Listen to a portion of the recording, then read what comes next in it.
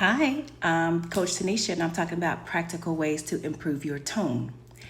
Number one, check your heart first. Ask yourself, am I frustrated, tired, distracted?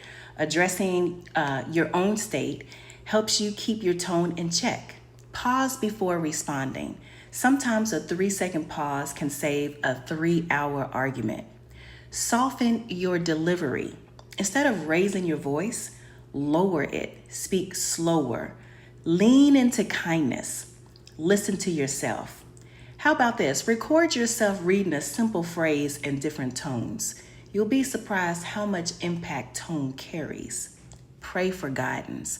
Proverbs chapter 15, verse 1 says, "A gentle answer turns away wrath, but a harsh word stirs up anger." Ask God to help you speak with gentleness, even when you feel like snapping. What's the marriage connection? Healthy communication isn't just about exchanging information. Effective communication is about creating understanding. And tone is one of the fastest ways to show your spouse that you care about how they feel, not just about what you're saying. So when your spouse knows your tone will be steady, kind, and respectful, they feel safe opening up to you.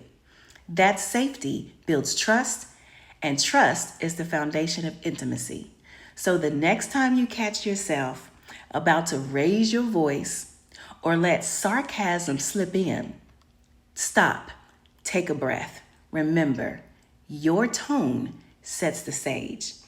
Choose one that invites connection and not conflict. I hope that helped you today. And this is Coach Tanisha